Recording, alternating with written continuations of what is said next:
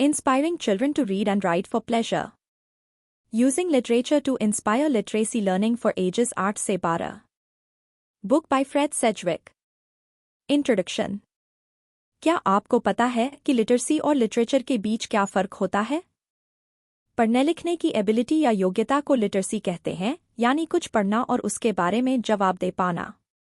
इसे पढ़ने की समझ को टेस्ट करने के तौर पर भी समझा जा सकता है. लेकिन अगर लिटरेचर की बात की जाए तो ये किसी पीरियड के बारे में जो लिखा गया है उस बारे में बताता है, यानी ये उस समय के हेरिटेज, विरासत के बारे में होता है. इसकी खासियत ये है कि इसे खूबसूरत स्टाइल और क्रिएटिव एक्सप्रेशन के जरिए लिखा जाता है. हर कल्चर का अपना लिटरेचर होता है. इसका मकसद होता है लोगों को इंस्पायर करना और उनके दिल में गहरी भावनाओं को जगाना. इसलिए हम ये कह सकते हैं कि लिटरेचर पढ़ाना लिटरेसी यानी पढ़ना लिखना सिखाने से अलग होता है. लेकिन ज़्यादातर स्कूल्स दोनों कॉन्सेप्ट को लेकर कंफ्यूज रहते हैं. एक दिन कुछ स्टूडेंट्स को इस बुक के ऑथर की क्लास से बाहर निकाल दिया गया. हुआ ये था कि एक टीचर एंशिएंट ग्रीक पोएम पढ़ा रहे थे कि किसी ने क्लास में कुछ बाहरी स्टूडेंट्स के होने की शिकायत की. पूछताछ करने के बाद पता चला कि ये स्टूडेंट्स लिटरेसी शीट्स का जवाब दे रहे थे. उन्हें एक पैसेज देकर उसका जवाब देने के लिए कहा गया था. ये भी एक कारण था कि ऑथर ने ये बुक लिखने का फैसला किया. उन्हें लगा कि टीचर्स की आंखें खोलना जरूरी है कि कुछ सिखाना पढ़ना लिखना सिखाने से अलग होता है. पढ़ना लिखना हमेशा इंस्पायरिंग होना चाहिए. ग्रामर सिखाकर बच्चों से ये उम्मीद ना करें कि वो एकदम परफेक्ट सेंटेंस बना लेंगे. लगातार प्रैक्टिस ही उन्हें रीडिंग, राइटिंग और लैंग्वेज को एक्सप्लोर करने के लिए इंस्पायर करेगी. अगर रीडिंग और राइटिंग सिखाने के कुछ नए और एक्साइटिंग मेथड के बारे में जानना चाहते हैं तो ये समरी आपके लिए एक गाइड का काम करेगी. Pros. Getting rid of common sense. लोग आमतौर पर इसलिए लिखते हैं कि उनका काम पब्लिश हो सके. शायद उन्हें लगता है कि बुक राइटिंग से फुल टाइम इनकम हो सकती है, तो क्यों ना हम भी राइटर बन जाए. लेकिन इस बुक के ऑथर फ्रेड सेडविक के लिखने की वजह दूसरी थी. उन्हें पैसे या फेम के लिए लिखना गलत लगता है. उनका मानना है कि एक राइटर को सिर्फ अपनी खुशी के लिए लिखना चाहिए. उसे राइटिंग प्रोसेस के हर स्टेप को एंजॉय करना चाहिए. कई लोग फ्रेड को कांटेक्ट करके उनसे राय मांगते हैं. वो उन्हें अपने लिखे हुए पोएम और प्रोज भेजकर पूछते हैं कि ये पब्लिश होने लायक है या नहीं. लेकिन जब फ्रेड उनसे पूछते हैं कि तुमने कितनी बुक्स पढ़ी हैं, तो ज़्यादातर लोग यही कहते हैं कि वो पढ़ते नहीं हैं, बस लिखते हैं. फ्रेड के लिए राइटिंग के मायने हैं सच की खोज करना. हालांकि बहुत से ऐसे राइटर्स हैं जिनका राइटिंग स्टाइल बहुत खूबसूरत रहा है, तो भी वो हमेशा सच की तलाश में लिखते रहे हैं. जैसे अपनी एक बुक में चार्ल्स डिकेंस ने गरीबनाथ स्कूल जाने वाले लड़कों की जिंदगी के बारे में लिखा है कि सोसाइटी कैसे उनके साथ कूड़ेकचरे की तरह बर्ताव करती है. उन्होंने लंदन के लोअर क्लास लोगों की जिंदगी की सच्चाई भी अपने बुक्स में डिस्क्राइब की है. जब कोई दर्दनाक याद के बारे में लिखने की कोशिश करता है, जैसे अपने गुजरे हुए पेरेंट्स के बारे में, तो अक्सर कई बार उनके अंदर की आवाज़ उन्हें ब्लॉक करने लगती है. ये आवाज़ उन्हें कहती है कि उन्हें कुछ ऐसा लिखना चाहिए जो लोगों को समझ आए. कुछ ऐसा जो सच्चा और लॉजिकल हो, लेकिन घिसी-पिटी स्टाइल के बजाय अलग स्टाइल में लिखना ज़्यादा मज़ेदार होता है. जैसे मान लो आप किसी पुरानी मेमोरी के बारे में लिखना चाहते हो, तो उसे ऐसे लिखो जैसे वो घटना अभी हो रही है. प्रेजेंट में लिखने से आपके करंट इमोशंस और डिस्क्रिप्शन आपको और भी रियलिस्टिक सीन और इवेंट्स क्रिएट करने में हेल्प करेंगे. फ्रेड बच्चों को ऐसा करने के लिए ही कहते हैं. वो उन्हें कहते हैं कि वो पास्ट में हुई किसी घटना के बारे में लिखें. पहले तो वो पास्ट टेंस में कोई पैसेज लिखते हैं, जैसे कि कोई पुरानी बेजान सी घटना का जिक्र कर रहे हों. फिर वो दूसरा पैसेज लिखते हैं जहां वो सेम मेमोरी को प्रेजेंट टेंस में नए और फ्रेश तरीके से पेश करते हैं, जैसे कि वो उसे प्रेजेंट में दोबारा जी रहे हों. इस तरह आप ज़्यादा क्रिएटिव बनने के लिए शब्दों से खेल सकते हैं. एक और एक्सरसाइज है जो आप बच्चों को दे सकते हैं. उन्हें कोई झूठी बात लिखने के लिए कहें. जैसे कि आप उन्हें इस टाइटल पर एक पैसेज लिखने के लिए कह सकते हैं, मेरी आंखों के बारे में 10 झूठ. इसमें झूठ कुछ इस तरह हो सकता है. 1. मेरी आंखें मेरे सिर के पीछे चली गई हैं ताकि वो देख सके कि मेरा ब्रेन कैसा है और कैसे काम करता है. 2. जब मेरे पास खेलने के लिए दोस्त नहीं होते हैं तो मैं अपनी आँखों से खेलता हूँ। मैं उन्हें निकालकर बॉल की तरह ऊपर नीचे उछालता हूँ। 3. जब मैं बोर होता हूँ तो अपनी एक आँख निकालकर खिड़की के बाहर फेंक देता हूँ ताकि वो लोगों पर नज़र रखकर बताए कि वो क्या क्या कर रहे हैं। बेशक ये सारे झूठ जो हमने बताए हैं वो गले नहीं उतरते, पर इनमें थोड़ी बहुत सच्चाई जरूर है। सच्चाई ये है कि आप कितने अकेले हैं और कितना बोर हो रहे हैं और कितने क्रिएटिव हैं। खेलने के लिए कोई दोस्त ना हो तो कितना अकेलापन फील होता है।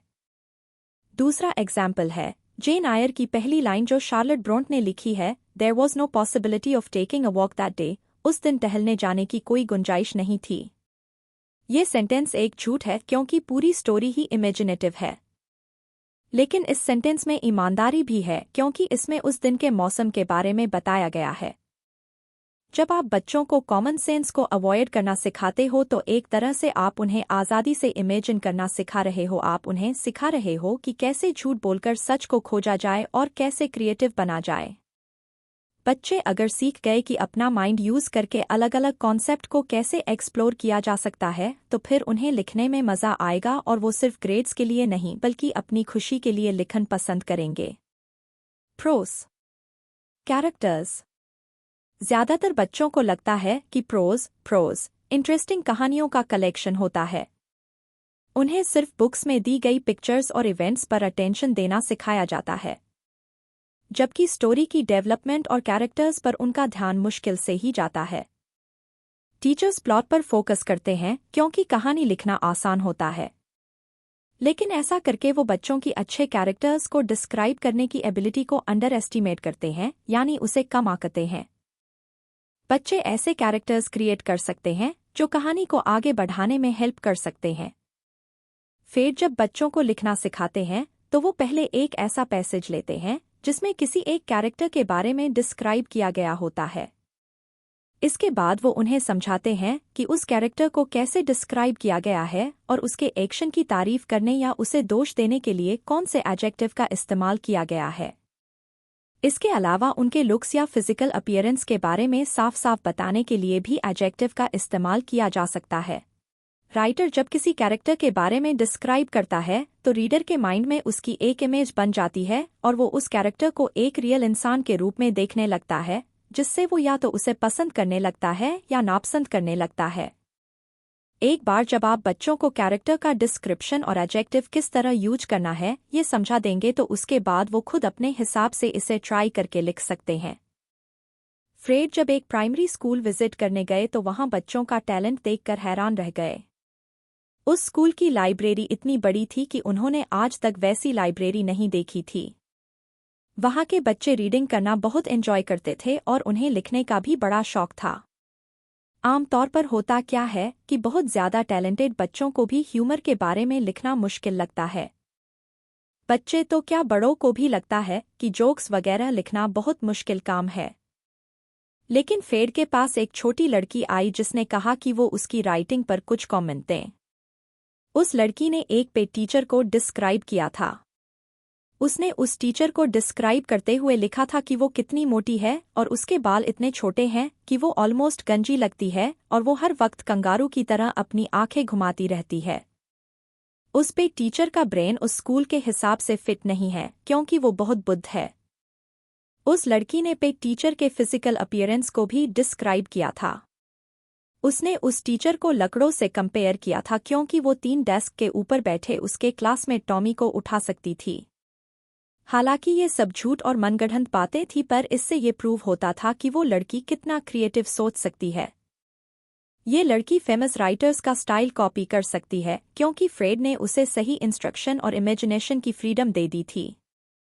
कैरेक्टर्स। Charles Dickens. इस चैप्टर में हम चार्ल्स डिकेंस के क्रिसमस कैरल के एग्जाम्पल को कवर करने वाले हैं। फ्रेड ने ये बुक इसलिए चूज की है क्योंकि ये आसानी से मिल जाती है। इस बुक पर एक मूवी भी बनी है जो ज्यादातर बच्चों ने देखी है, इसलिए उन्हें इसकी कहानी और कैरेक्टर्स के बारे में पता है।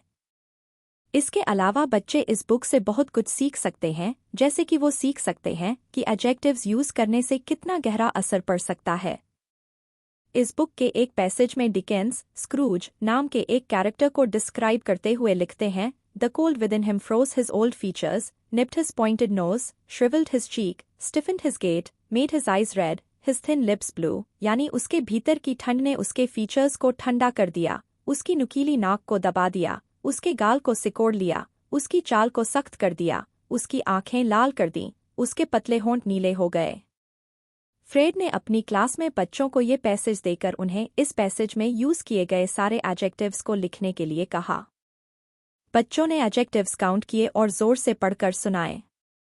तो उन्हें एडजेक्टिव्स की लिस्ट देकर याद करने के लिए कहने से ज़्यादा अच्छा ये अप्रोच है। एक बार एक स्कूल में जब फ्रेड ने चार्ल्स डिकेंस का नाम लिया तो एक लड़की अपनी सीट से उछलकर खड़ी हो गई। वो बहुत एक्साइटेड लग रही थी। उसे चार्ल्स डिकेंस की बुक्स बहुत अच्छी लगती थी। उसने फ्रेड को ओलिवर ट्विस्ट और एक famous phrase please can I have some more के बारे में भी बताया। उस लड़की ने फ्रेड को बताया कि उसके पिता भी चार्ल्स डिकेंस को पढ़ना पसंद करते थे। जब वो छोटी थी तो उसके पिता उसे उनकी बुक्स पढ़कर सुनाते थे। फ्रेड ने जब क्लास के बच्चों को चार्ल्स डिकेंस की बुक्स से मिलते जुलते कैरेक्टर्स पर एक पैसेज लिखने को कहा तो उस छोटी लड़की ने बड़े पैशन के साथ लिखा। उसने इतने रियलिस्टिक तरीके से सब कुछ डिस्क्राइब किया था कि वो पंक्चुएशन मार्क्स लगाना भी भूल गई थी। ऐसा नहीं था कि उसे फुल स्टॉप या कॉमा की नॉलेज नहीं थी, पर वो इतने फ्लो में लिख रही थी कि उसे बेसिक ग्रामर के रूल्स का ध्यान नहीं रहा। वो लड़की काफ़ी मोटिवेटेड थी, इसलिए उसकी इमेजिनेशन भी पूरे फ्लो में दौड़ रही थी। हो सकता है कि किसी टीचर ने उस लड़की को अपने लिखने के तरीके से करेक्ट करने को बोला होगा, लेकिन आपको ये ध्यान रखना चाहिए कि लिखने का असली मकसद है खुशी मिलना, और उस लड़की ने ये गोल अचीव कर लिया था। तो फिर उसे कन्वेंशनल टीचिंग स्टाइल की क्या ज़रूरत थी भला? अगर आप एक टीचर हो तो आप अपने स्टूडेंट को पूछ सकते हो कि वो कौन से एडजेक्टिव यूज़ कर रहा है। आप उससे पूछ सकते हो कि जो कैरेक्टर या सीन उसने डिस्क्राइब किया है उसकी इंस्पिरेशन उसे कहाँ से मिली। अगर आपको उसका काम पसंद आए तो आप उससे उसके काम की कॉपी भी मांग सकते हो। इससे आपका स्टूडेंट और भी क्रिएटिव और बेहतर लिखने के लिए इंस्पायर होगा। Action scenes. बच्चों को एक्शन सीन के बारे में और स्पीड और स्टोरी में अचानक बदलाव करने के बारे में सिखाना काफ़ी मज़ेदार हो सकता है। आप बच्चों को एक्शन वर्ब्स की लिस्ट देकर उन्हें टेस्ट के लिए याद करने को बोलने के बजाय फ्रेड के सजेशन यूज़ कर सकते हो। जैसे कि फ्रेड ने बच्चों को एक पैसेज दिया जिसमें एक्शन वर्ब्स यूज़ किए गए थे। इसके बाद उन्होंने उनसे कहा कि वो उन वर्ब्स को पढ़कर उनके मतलब को आपस में डिस्कस करें। स्टूडेंट्स ने पहले पैसेज में यूज़ हुए एक्शन वर्ब्स की लिस्ट बनाई और उसके बाद उनसे मिलते जुलते वर्ड्स खुद क्रिएट किए। हर वर्ब का मीनिंग और उसे यूज़ करने का गोल आपस में डिस्कस करने के बाद बच्चों ने खुद के नए एक्शन वर्ब्स लिखकर दिखाए। जैसे जब फ्रेड अपने 8 साल के बेटे को एक पैसेज पढ़कर सुना रहे थे तो वो उसका रिएक्शन देखकर हैरान रह गए। उस पैसेज में लिखा था, one step closer mister Hands and I'll blow your brains out, जिसका मतलब है कि अगर आपने एक और कदम आगे बढ़ाया मिस्टर हैंड्स तो मैं आपका भेजा उड़ा दूंगा। फ्रेड ने सेम पैसेज को अपनी क्लास में यूज़ किया और ये बच्चों को बेहद पसंद भी आया। एक और एग्जाम्पल है ये expression agile as a monkey, यानी बंदर की तरह फुर्तीला। जब बच्चों ने ये पढ़ा तो उन्हें तुरंत समझ आ गया कि कैसे किसी इंसान के वायलेंस की तुलना एक जंगली जानवर से की जा सकती है। फिर उन्होंने भी इसी तरह से डिस्क्रिप्शन लिखने की कोशिश की। कुछ टीचर्स को लगता है कि बच्चों को वायलेंस यानी मारकाट से जुड़ी चीज़ें नहीं सिखानी चाहिए, लेकिन बच्चे भी बड़ों की तरह इमोशंस दिखाते हैं। उन्हें भी गुस्सा आता है, वो भी डरते हैं और उन्हें भी हर्ट होता है। यहाँ तक कि बच्चे मर्डर और वायलेंस की बात भी कर सकते हैं, तो ऐसे में उनकी फीलिंग को दबाने के बजाय उन्हें अपने इमोशंस को एक्सप्रेस करने का मौका दिया जाना चाहिए। राइटिंग बच्चों के लिए कुछ एक्सप्रेस करने का अच्छा जरिया हो सकता है। जैक नाम का एक लड़का मैथ्स और साइंस में तो ब्रिलियंट था, पर उसे राइटिंग में ज़्यादा इंटरेस्ट नहीं था। लेकिन एक बार जब उसे एक मर्डर सीन लिखने का चांस मिला तो जैक ने इतना बढ़िया पैसेज लिखकर दिखाया कि पूछो मत। उसने बड़ी ही खूबसूरती से एक मर्डर सीन को डिस्क्राइब किया था जो उसने स्कूल में सबको दिखाया और सबने उसकी तारीफ की। जर्नल्स। पहले क्या होता था कि आर्ट सिखाते वक्त करीब से चीज़ों को ऑब्जर्व करना ज़रूरी होता था। स्टूडेंट्स को कहा जाता था कि वो कुछ ड्रॉ करने से पहले उस ऑब्जेक्ट को ध्यान से देखें और बच्चे देर तक किसी पेड़ पौधे को या फिर अपने हाथ पैरों को तब तक घूरते थे जब तक उनकी आंखें दुख नहीं जाती थी। इसके पीछे मकसद होता था स्टूडेंट्स की कंसंट्रेशन पावर को बढ़ाना और उन्हें समझाना कि जो ऑब्जेक्ट उन्हें ड्रॉ करना है पहले उसे ध्यान से ऑब्जर्व करके समझो। किसी चीज़ को करीब से ऑब्जर्व करने का तरीका सीखने के लिए हम एक ट्रायंगल का एग्जाम्पल ले सकते हैं। जैसे एक ट्रायंगल में 3 पॉइंट होते हैं, the I, the object under observation and the hand, यानी हमारी आंखें, वो ऑब्जेक्ट जिसे हमें ऑब्जर्व करना है, और हमारे हाथ। इन तीनों एलिमेंट्स के बीच का रिलेशन बहुत पावरफुल है। आंख जो चीज़ देखती है, हमारे हाथ उसे एक खूबसूरत ड्राइंग का रूप दे देते हैं।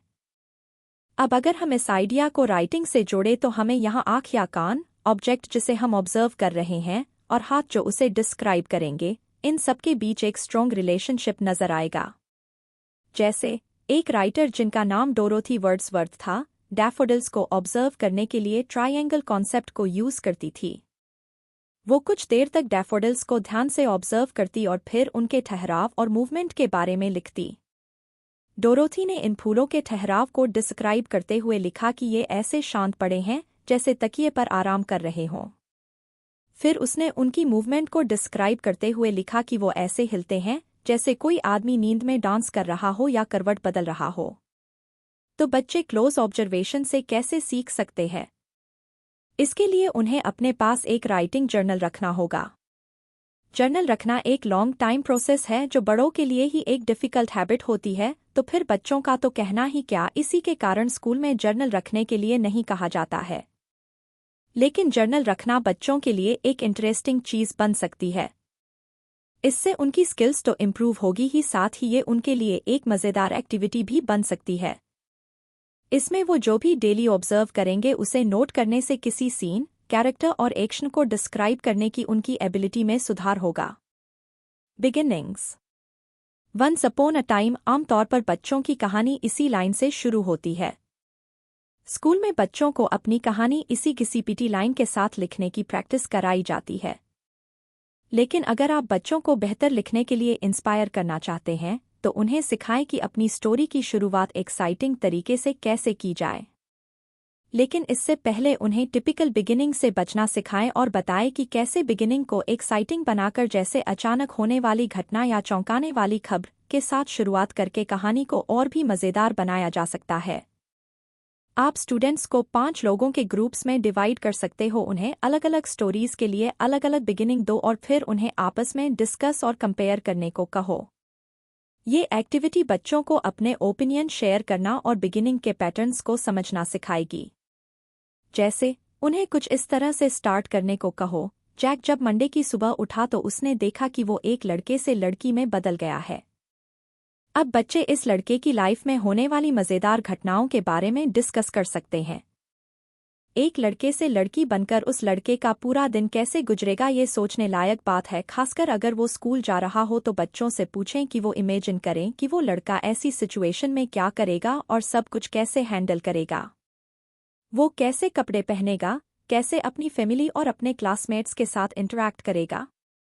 इस एक्सरसाइज से बच्चे ये सीख सकते हैं कि कैसे एक इनोवेटिव बिगिनिंग रीडर्स को यह सोचने पर मजबूर कर देती है कि कहानी में आगे क्या होगा। उसके बाद एक और बिगिनिंग ऐड करो, जैसे कि यह जोरों की बारिश हो रही थी लेकिन आसमान में एक भी बादल नहीं था। इन 2 शॉर्ट सेंटेंस में कई इंटरेस्टिंग फैक्ट्स छुपे हैं। पहला सेंटेंस टिपिकल है लेकिन दूसरे वाले में कुछ अलग बात है।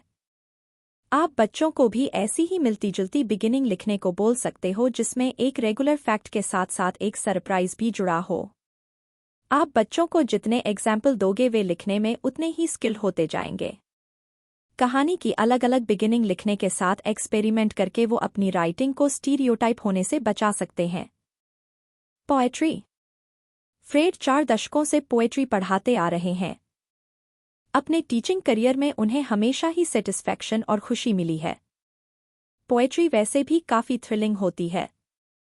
चंद शब्दों के पीछे छुपे मतलब और जज्बात को एक्सप्लोर करना बड़ा ही एक्साइटिंग और मज़ेदार होता है।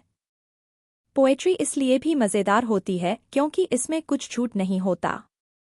पोएट किसी इवेंट या फीलिंग के पीछे छुपी हकीकत बयान करता है। प्राइमरी स्कूल में बच्चों को पोएट्री सिखाने के लिए 2 अप्रोच यूज़ की जाती है। 1960 के दशक तक पोएट्री सिर्फ बच्चों की पसंद हुआ करती थी। वो इसे पढ़ते और याद करते थे और फिर टेस्ट के दौरान उन्हें याद की गई पोएम को लिखने को बोला जाता था। लेकिन 1960 के बाद पोएट्री सिखाने का तरीका काफ़ी हद तक बदल गया। टीचर्स बच्चों को पोएट्री पढ़ने के लिए अलग से पुश करने लगे। यहाँ तक कि उन्हें अलग अलग पोएट की लाइफ और हिस्ट्री के बारे में भी पढ़ाया जाने लगा। लेकिन पहले के स्कूलों में एक चीज़ की कमी थी। उस वक्त बच्चों को खुद पोएम लिखना नहीं सिखाया जाता था। एक बार फ्रेड एक नामी-गिरामी स्कूल में गए जो बहुत महंगा स्कूल था। इस स्कूल में रूल था कि एक क्लास में लिमिटेड बच्चे ही होते थे। फ्रेड ने एक 13 साल के बच्चे से कुछ पूछा तो उसका जवाब सुनकर वो हैरान रह गए। फ्रेड डेस्क पर बैठकर बच्चों के क्लास में आने का वेट करने लगे। क्लास में बहुत शोर शराबा हो रहा था। बच्चे जब अपनी अपनी सीट पर बैठ गए तो फ्रेड ने देखा कि फर्स्ट रो में वो बच्चे बैठे थे जिनके हेयर स्टाइल अजीब से थे और उनके बैठने का पोस्चर भी काफ़ी एग्रेसिव लग रहा था। वो बच्चे अपनी टांगें फैलाकर बैठे हुए थे जैसे कि फ्रेड को चैलेंज कर रहे हों कि वो उन्हें इम्प्रेस करें। उनकी बॉडी लैंग्वेज ऐसी थी कि जैसे वो फ्रेड को चैलेंज कर रहे हों, चलो दिखाओ अपना टैलेंट। अब क्योंकि फ्रेड इस टाइप के सिचुएशन को हैंडल करने के आदी हो गए थे तो उन्होंने अपने लेसन की शुरुआत एक पोएम से की। ये poem English writer Christina Rossetti ने लिखा था। ये पोएम कुछ इस तरह थी। What is hard? Sea and sorrow. What are frail? Spring blossoms and youth. What are brief? Today and tomorrow. What is deep? The ocean and truth. Fred ने जब ये लाइन पढ़कर सुनाई तो फ्रंट रो में बैठा एक लड़का अचानक बोल पड़ा, ये बहुत कूल था, लेकिन उसका पोस्चर अब भी वैसा ही था। वो यूं ही अकड़ कर बैठा रहा। लेकिन उसके एक्सप्रेशन देखकर फ्रेड बहुत एक्साइटेड हो गए। इस बच्चे की हरकत से उन्हें अब पक्का यकीन हो गया था कि एक खूबसूरत पोएट्री किसी का भी दिल छू सकती है। इसके बाद फ्रेड बच्चों को उस पोएम का मतलब समझाने लगे। उन्होंने बच्चों को मुश्किल शब्दों को समझाते हुए बताया, जैसे दुख कितना मुश्किल इमोशन होता है, सच्चाई सागर के जितनी गहरी होती है। ये पोएम वैसे तो एकदम सीधी थी। इसमें राइम भी था लेकिन इसके मतलब बहुत गहरा था। हालांकि ये पोएम बहुत पुरानी है। इसे 1830 में लिखा गया था पर ये आज भी बच्चों का दिल छूने की ताकत रखती है। इस टाइप की पोएट्री बच्चों को बहुत कुछ सिखा सकती है। वो सीख सकते हैं कि कैसे अच्छी लैंग्वेज को एप्रिशिएट किया जाए। साथ वो ऐसे शब्दों के मीनिंग को समझने की कोशिश करते हैं जो उन्हें सोचने और लिखने के लिए इंस्पायर कर सके। पोएट्री बच्चों को उनकी गहरी इच्छाओं के बारे में सोचने पर मजबूर करती है और उन्हें खुद के बारे में एक्सप्लोर करने का मौका देती है। पोएट्री बच्चों के बीच की बॉन्डिंग को मजबूत करने का काम भी करती है और साथ ही उन्हें इंग्लिश लैंग्वेज को और ज़्यादा एक्सप्लोर करने का मौका भी देती है। बच्चों को पोएट्री लिखना सिखाना ज़रूरी भी है क्योंकि वो ईमानदार होते हैं। बच्चे खुले दिलो दिमाग से लिख सकते हैं क्योंकि उन्हें झूठ बोलना और अपनी फीलिंग्स छुपाना नहीं आता। अगर आप टीचर हैं तो आपकी ड्यूटी है कि आप बच्चों को पोएट्री के ज़रिए लैंग्वेज को यूज़ करने का तरीका सिखाएं। उन्हें जितना हो सके उतने ग्रेट पोएट्स से इंट्रोड्यूस कराने की कोशिश करें ताकि उन्हें अलग अलग टेक्निक सीखने का मौका मिले। हालांकि ये सब कहना आसान है पर करना मुश्किल। ज़्यादातर स्टूडेंट्स तो क्या टीचर्स भी पोएट्री पसंद नहीं करते। कई लोगों को पोएट्री बेकार लगती है। उनकी नज़र में पोएट अक्सर भूखे, गरीब और गुमनाम किस्म के लोग होते हैं। अगर किसी टीचर को नहीं लगता कि पोएट्री बच्चों के लिए मददगार हो सकती है तो भला वो कैसे उन्हें पोएट्री पढ़ना और लिखना सिखाएंगे। पोएट्री सिखाने में एक और प्रॉब्लम यह है कि ज़्यादातर टीचर बच्चों को कोई पोएम पढ़ने के लिए बोले बिना ही उन्हें पोएम लिखना सिखाने लग जाते हैं और अगर वो पोएट्री से उन्हें इंट्रोड्यूस करते भी हैं तो सिंपल जोक्स या राइमिंग वगैरह ही दिखाते हैं, लिटरेचर नहीं। स्पिरिचुअल बड़ों की तरह बच्चों को भी दर्द महसूस होता है। अगर कोई बच्चा परेशान है या घर में उसके साथ कुछ हुआ है तो टीचर्स को आम तौर पर पता चल जाता है। जैसे किसी बच्चे का फेवरेट पेट मर गया हो तो वो उदास रहेगा और टीचर इस बात को बखूबी पहचान लेते हैं। बेशक ये एक मामूली सी बात हो पर एक बच्चे के लिए जैसे उसकी दुनिया ही खत्म हो जाती है। टीचर होने के नाते आपको बच्चों की फीलिंग्स को समझना होगा और उन्हें अपनी फीलिंग्स को एक्सप्रेस करने में हेल्प करना होगा। पोएट्री के जरिए बच्चे अपने दिल में छुपी गहरी उदास फीलिंग्स को एक्सप्रेस करके अपना मन हल्का कर सकते हैं। इससे उन्हें लैंग्वेज को अलग अलग ढंग से एक्सप्लोर करने का मौका मिलता है और जो वो कहकर नहीं बोल सकते उसे लिखकर बयां कर सकते हैं। स्कूल्स में ईमानदारी और इमोशनल एक्सप्रेशन को एक्सप्रेस करने को वैल्यू दी जानी चाहिए। जैसे एक लड़की जिसका नाम एंजेला था, उसने अपने अंकल के बारे में पोएम लिखी थी जिनकी डेथ हो चुकी थी। पोएम सुनाते वक्त वो क्लास में रो पड़ी। हालांकि वो सिर्फ 10 साल की थी लेकिन उसने अपना दर्द कुछ शब्दों में ही बयां कर दिया था। एक बच्चा जिसे फ्रेड ने पढ़ाया था, उसने भी अपने टीचर के प्रति तब अपना ग्रेटिट्यूड एक्सप्रेस किया जब उसके पेरेंट्स का तलाक हो रहा था। उस स्टूडेंट ने लिखा था कि उस दर्द भरे प्रोसेस से गुजरते वक्त उसके टीचर उसके प्रति बेहद सपोर्टिव रहे थे और उन्होंने उसकी हर मुमकिन मदद की थी। एक और बच्चे ने अपने बेबीसिटर के साथ अपना पहला एक्सपीरियंस शेयर किया था। उसने अपनी फीलिंग्स एक्सप्रेस करते हुए लिखा कि उसके पेरेंट्स बड़े धोखेबाज निकले जो उसे अकेले एक अजनबी के साथ छोड़कर चले गए थे। फ्रेड बच्चों को एग्जाम्पल देकर समझाते हैं। वो बच्चों को दुख पर लिखा एक पोएम देते हैं और उन्हें डिप्रेशन और ग्लूमी जैसे वर्ड्स के सिनोनिम ढूंढने को कहते हैं। बच्चे डिक्शनरी की मदद से काम के सेंटेंस के एग्जाम्पल देखते हैं और फिर अपनी खुद की डिस्क्रिप्शन बनाने की कोशिश करते हैं। बच्चों को दुख के बारे में पढ़ाकर आप उन्हें पुरानी यादें और यहाँ तक कि बचपन में लगे सदमे से बाहर निकलने में मदद कर सकते हैं। Anonymous speaks from the grave. Epitaphs. Poetry पढ़ाना थोड़ा मुश्किल होता है क्योंकि ज्यादातर लोगों को पोएट्री पसंद नहीं होती। जब हम पोएट्री की बात करते हैं तो सबसे पहले हमारे माइंड में यही आता है कि पोएट्री का मतलब है प्यार मोहब्बत, कुछ खो देना और मौत के बारे में लिखी गई लाइनें। पोएट्री को लोगों को बड़ी ही फॉर्मल और बनावटी चीज लगती है, लेकिन ऐसा नहीं है। पोएट्री फनी भी हो सकती है। यहाँ तक कि पोएट्री प्यार, मौत और कुछ खो देने जैसी सीरियस बातों को कॉमेडी में बदल सकती है। एपिटाफ का मतलब है एक ओरिजिनल वर्स जो किसी की मौत के बारे में डिस्क्राइब करता है। लेकिन एपिटाफ भी फनी हो सकते हैं।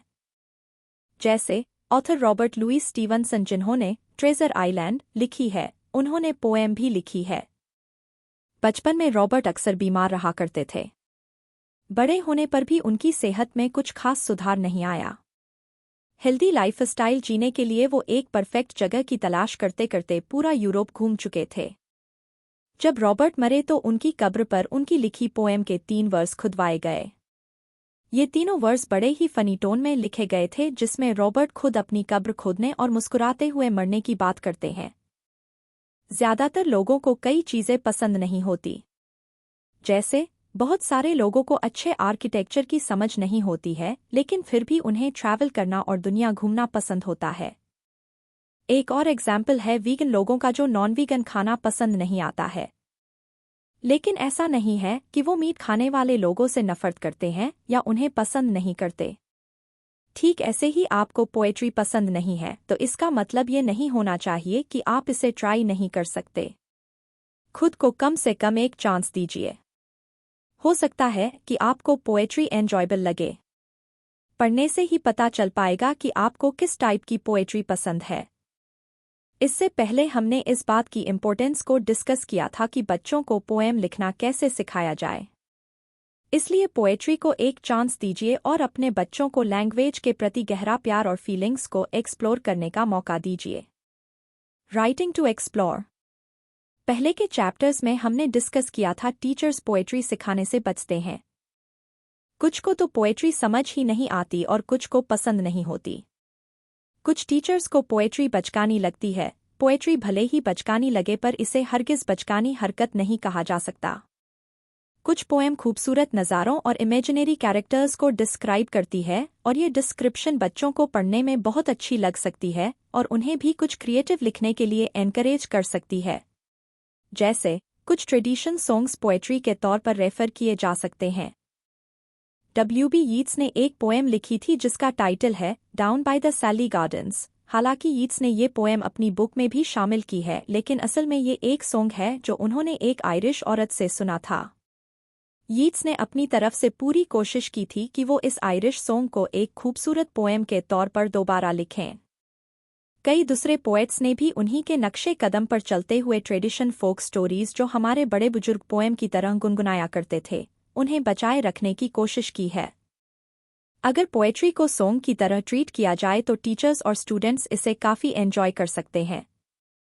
इससे टीचर्स को भी पोएट्री पढ़ाना इजी लगेगा और बच्चों को भी पढ़ने में मज़ा आएगा। फेड पोएट्री की बुक्स खरीदने से पहले खूब सारी शॉर्ट पोएम पढ़ा करते थे और उसके बाद ही वो किसी बुक के बारे में डिसाइड करते थे कि उस बुक में अपना पैसा और टाइम इन्वेस्ट किया जाना चाहिए या नहीं। अगर किसी बुक में शॉर्ट पोएम ना हो तो फ्रेड कोई भी पोएम पिक करके डिसाइड करते थे कि वो बुक खरीदने लायक है या नहीं। तो अगर फ्रेड जो अपने एंटरटेनमेंट के लिए पोएम पढ़ते हैं, उन्हें अगर शॉर्ट पोएम पसंद है तो टीचर्स का क्या? क्लासरूम में शॉर्ट पोएम पढ़ाना उनके अंदर और भी कॉन्फिडेंस जगाएगा और उन्हें अपने लेसन प्लान को कंट्रोल करने में हेल्प करेगा। जैसे एक पोएट जिनका नाम है थॉमस लोवेल बेडोस, उन्होंने एक छोटी सी पोएम लिखी है, अ lake. A lake is a river curled and asleep like a snake। एक जियोग्राफी टीचर अपनी क्लास में पढ़ाते वक्त बच्चों को एग्जाम्पल देने के लिए इस पोएम को यूज कर सकते हैं, क्योंकि इसमें एक लेक के बारे में डिस्क्राइब किया गया है जिसे मैप के थ्रू दिखाया जा सकता है। इस शॉर्ट पोएम को ग्रामर टीचर भी अपनी क्लास में यूज कर सकते हैं। जैसे कि वो स्टूडेंट्स को बोल सकते हैं कि इस पोएम में कोई सिमिली या मेटाफर ढूंढो। इसका जवाब होगा लाइक अ स्नेक, यानी सांप की तरह। स्टूडेंट्स को इस पोएम के थ्रू पर्सोनिफिकेशन यानी किसी चीज को साकार रूप देना या राइमिंग यानी तुकबंदी करना भी सिखाया जा सकता है। टीचर बच्चों को बोल सकते हैं कि वो लेक से जुड़ी चीजों के नाम बताएं, जैसे पानी, आग, पेड़, बीच, सूरज वगैरह। जैसे मान लो आपके टीचर साइंस के एक कॉन्सेप्ट के साथ इसे जोड़ने की कोशिश करते हैं जो उन्होंने पिछले क्लास में पढ़ाया था। जैसे वो बच्चों को बोल सकते हैं कि वो पेड़ों के बारे में ऐसी ही एक पोएम लिखे। तो कहने का मतलब है कि आप इस तरह इंटरेस्टिंग और क्रिएटिव मेथड यूज करके स्टूडेंट्स को साइंस, हिस्ट्री और ग्रामर पढ़ा सकते हैं। Exploring nonsense. कई पोएम में फिक्शनल और इमेजिनरी कैरेक्टर्स होते हैं। जैसे कि फ्रेड बच्चों को कोई राक्षस इमेजिन करना सिखाते हैं और उसकी डेफिनेशन बताते हैं। ये डेफिनेशन डिक्शनरी में दिए गए डेफिनेशन से मिलती जुलती होनी चाहिए। जैसे जब आप फास्ट जैसे वर्ड को चेक करोगे तो आपको पता चलेगा कि ये वर्ड वर्ब, एडजेक्टिव, एडवर्ब के तौर पर भी यूज होता है। जैसे अगर मैं कहूँ I am fasting next week, यानी मैं अगले हफ्ते उपवास कर रहा हूँ, तो यहाँ फास्ट को वर्ब के तौर पर यूज किया गया है। अगर मैं कहूँ कि जॉन ड्राइव्स फास्ट, यानी जॉन गाड़ी तेज चलता है, तो यहाँ फास्ट को एडवर्ब की तरह यूज किया गया है। और अगर मैं कहूँ कि Jack is a fast learner, यानी जैक बहुत तेजी से सब सीख जाता है, तो यहाँ फास्ट को एडजेक्टिव की तरह यूज किया गया है। डिक्शनरी की डेफिनेशन की तरह ही बच्चे को कोई नॉनसेंस टाइप का अजीबोगरीब वर्ड क्रिएट करना चाहिए और फिर उन्हें एग्जाम्पल के साथ डेफिनेशन देना चाहिए। इस टाइप की एक्टिविटी बच्चों में क्रिएटिविटी को बूस्ट करती है और उनके राइटिंग के शौक को बढ़ावा देती है। लैंग्वेज को एक्सप्लोर करना और खुद वर्ड्स बनाना उन्हें और भी क्रिएटिव बनाएगा, जिससे उन्हें राइटिंग और ग्रामर क्लास और भी मज़ेदार लगने लगेगा। एक क्लास में एक बच्चे ने नीचे दिए कुछ एग्जाम्पल दिए। उसने एक वर्ड क्रिएट किया था, टमटम।